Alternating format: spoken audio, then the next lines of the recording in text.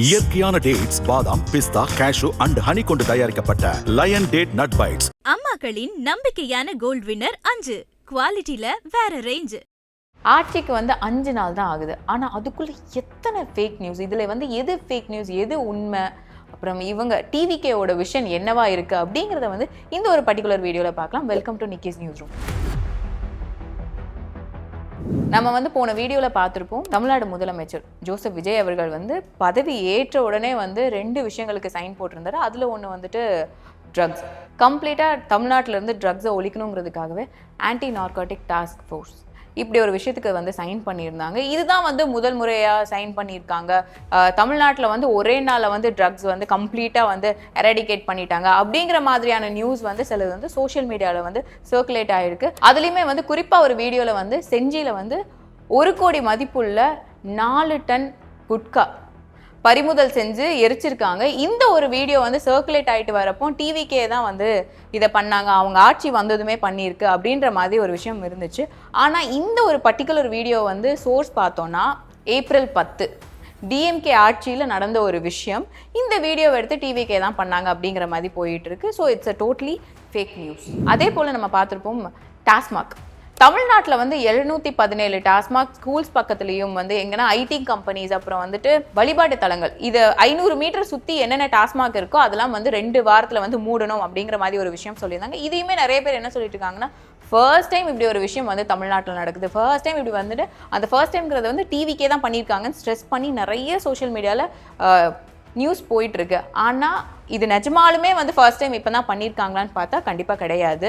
இதற்கு முன்னாடி ஏடிஎம்கே ஆட்சியிலையும் சரி, டிஎம்கே ஆட்சியிலையுமே சரி இந்த மாதிரி ஒரு விஷயம் நடந்திருக்கு. ஏடிஎம்கே ஆட்சியில் பார்த்தோம்னா 2016 500 கடைகள் மூடி இருக்காங்க. அதே போல் 2017 500 டாஸ்மாக்ஸ் ப்ளஸ் 169 பார்ஸ் இதெல்லாமே க்ளோஸ் பண்ணியிருக்காங்க. டிஎம்கே ஆட்சியிலுமே கிட்டத்தட்ட 500 டாஸ்மாக் க்ளோஸ் பண்ணியிருக்காங்க. இந்த ஒரு இனிஷியேட்டிவ் ஆல்ரெடி இருந்தது. இவர் கொஞ்சம் எக்ஸ்ட்ராவாக க்ளோஸ் பண்ணியிருக்காரு. இதுக்கப்புறமே க்ளோஸ் பண்ணுவாங்க. முதல் முறைன்னு சொல்லணும்னா எப்போ டாஸ்மாக் டோட்டலாக தமிழ்நாட்டில் மூடப்படுது, அதுதான் முதல் முறைன்னு கன்சிடர் பண்ண முடியும். ஸோ இந்த மாதிரியான ஒரு நியூஸ் போயிட்டுருக்கு. இது ஒரு ஃபேக் நியூஸாகவே கன்சிடர் பண்ணப்படும். இந்த டாஸ்மாக் விஷயத்தில் ஃபர்ஸ்ட் டேவே 50 டாஸ்மாக் கிட்டத்தட்ட மூடிட்டாங்கன்னு நிறைய பேர் பேசிகிட்டு இருந்தோம். அப்போ ஒரு வீடியோவுமே நேற்று ரிலீஸ் ஆயிருந்துச்சு.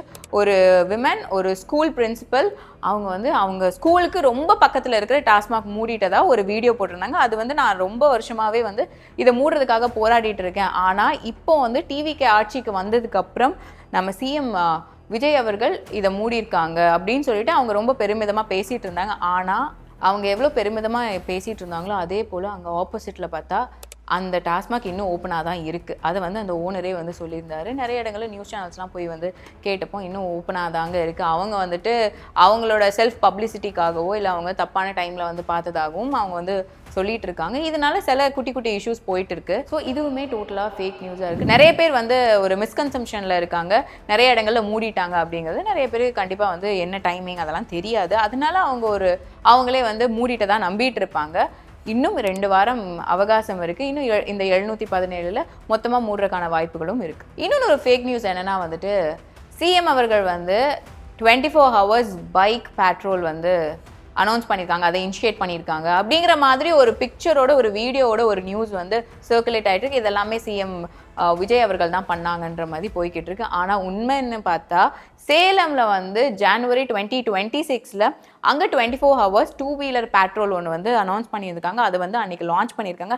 அந்த ஒரு வீடியோவை எடுத்து டிவிக்கே ஆட்சி வந்ததுக்கப்புறம் தான் செஞ்சதாக நிறைய நியூஸ் போயிட்டுருக்கு. இதை பார்க்குறவங்க கண்டிப்பாக இப்படி ஒரு விஷயம் நியூஸில் ஆத்தென்டிக்காக வெளியே வரல, பட் சோஷியல் மீடியாவில் இருக்கிறனால நம்பிட்டே இருப்பாங்க. But it is a fake news. அடுத்த நியூஸ்ன்னு பார்த்தா தூத்துக்குடியில் போலீஸ் கண்ட்ரோல் அண்ட் சர்வேலன்ஸ் சென்டருங்கிறது ஸ்டார்ட் பண்ணியிருக்காங்க, துவக்கி வச்சிருக்காங்க அப்படின்னு ஒரு நியூஸ் வந்துட்டு இருக்கு.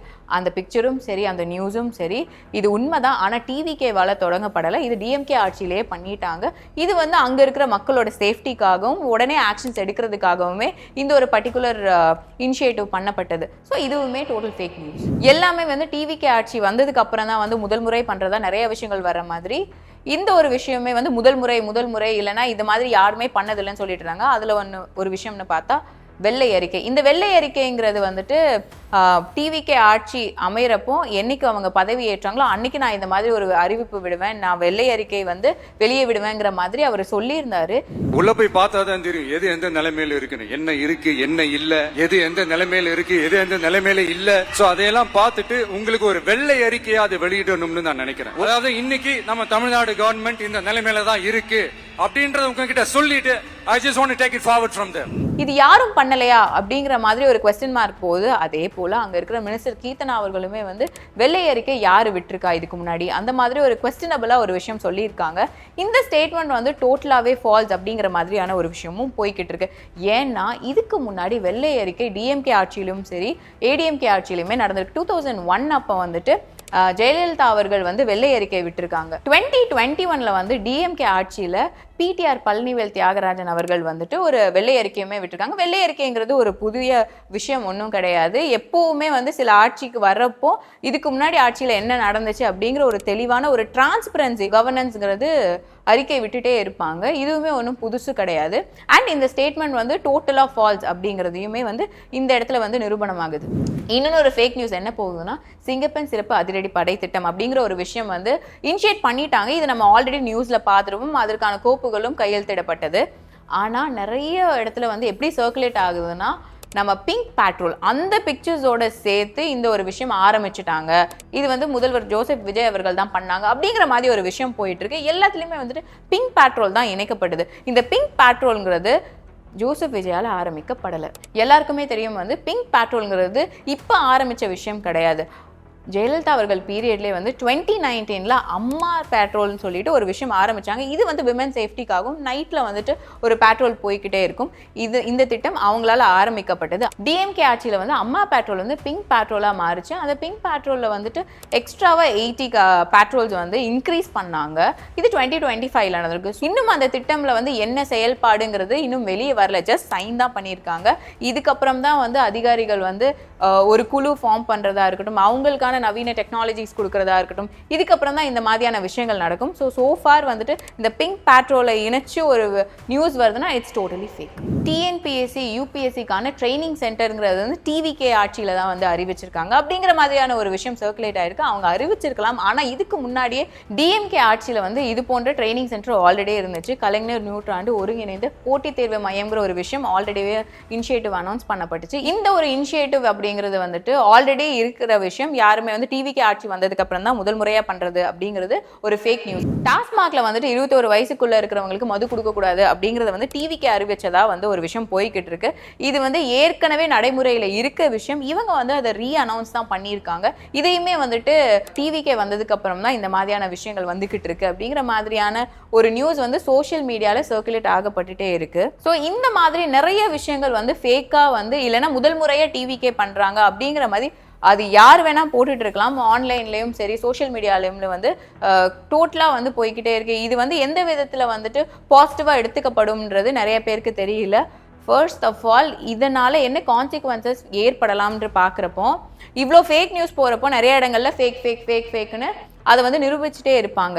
இன்னொரு பக்கம் உண்மையான ஒரு நியூஸ் வரப்போ அதை கூட ஃபேக்காக தான் மக்களுக்கு வந்து பார்க்க தோணும். எது ஃபேக்கு எது உண்மைன்னு வந்துட்டு பார்க்குறவங்களுக்கு வந்துட்டு பிரித்து பார்க்க தெரியாது. இல்லைனா வந்துட்டு எதையோ ஒரு விஷயத்த நம்புவாங்க. இல்லைன்னா நம்பிக்கை வந்து குறைஞ்சு போகும். இந்த மாதிரியான ஒரு விஷயங்கள் தான் வந்து ஃபேக் நியூஸ்னால வந்து எப்பவுமே நம்ம ஃபேஸ் பண்ணுறது. பப்ளிக்காக இருக்கட்டும் யாராக இருந்தாலும் சோஷியல் மீடியாவில் வந்து அப்லோட் பண்ணுறதுக்கு முன்னாடி அது ஃபேக்கா இல்லை வந்து அது நமக்கு ஆத்தென்டிக்காக நம்ம கொடுக்குறோமாங்கிறது ஒரு ஜேர்னலிஸ்டாவாக இருக்கட்டும் பொதுமக்களாக இருக்கட்டும் நீங்கள் ஒருத்தங்களை ஆதரிக்கிறவங்களா இருக்கட்டும் ஆனால் அது உண்மையாக போடுங்க. ஏன்னா அதை பார்க்குறவங்க வந்து அதை நம்பக்கூடாது. பார்க்குறவங்களுமே சரி இதை நம்பி இப்படிலாம் நடந்திருக்குன்னு ஒரு மிஸ்கன்செப்ஷனில் இருப்பாங்க. அப்படியே உங்களுக்கு வந்து தெளிவாக தெரிஞ்சுக்கணும் முதல்ல அது நிஜமாக நடந்திருக்கா, இது ஆத்தென்டிக்காக வெளியே வந்திருக்கா போன்ற நியூஸை வந்து முதல்ல நம்ம பார்த்து தெரிஞ்சுக்கணும். இந்த ஒரு விஷயம்னு வரப்போ வந்து டிவிக்கே வந்து இவ்வளோ ஃபேக் நியூஸ் பரப்புறாங்களாங்கிற மாதிரியான கொஸ்டின் மார்க்ஸும் நிறைய இடங்களில் போய்கிட்டு இருக்கு. இன்னொரு பக்கம் வந்து இது வந்து பிஆர் பண்ணுறாங்க அப்படிங்கிற மாதிரியான விஷயங்களும் போய்கிட்டு இருக்கு. டிவிக்கோட விஷயம் என்னவா இருக்கு அப்படின்னு நம்ம பார்க்குறப்போ வந்துட்டு இப்போ ரீசெண்டாக நடந்த ப்ரெஸ் மீட்டில் வந்துட்டு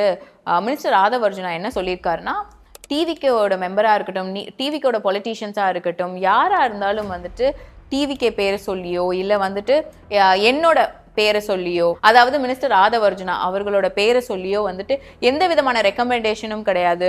நோ கமிஷன்ஸ், நோ கான்ட்ராக்ட்ஸ் அப்படிங்கிற மாதிரியான ஒரு விஷயங்கள் வந்து சொல்லியிருக்காங்க. இதுல இருந்தே வந்துட்டு டிவிக்கோட விஷனா வந்து இந்த ஒரு விஷயம் பார்க்கப்படுது. அப்போ இப்படி ஒரு விஷயம் இருக்கிறப்போ, இந்த மாதிரி ஒரு ஃபேக் நியூஸ் பரவுறப்போ எது உண்மை, யார் மேல நம்பிக்கை தன்மை வருங்கிறது வந்துட்டு ஒரு கேள்விக்குறியாவே நிற்கும். பொதுமக்களா இருக்கட்டும், இதை வந்து இந்த மாதிரி நியூஸ் போடுறவங்களா இருக்கட்டும், யாரா இருந்தாலும் முதல்ல அது ஆத்தென்டிக்கான விஷயமா, அது வந்து நம்ம சொல்லலாமா சொல்லக்கூடாதா, முதல்ல அது உண்மையா இல்லையான்னு தெரிஞ்சுட்டு போடுங்க.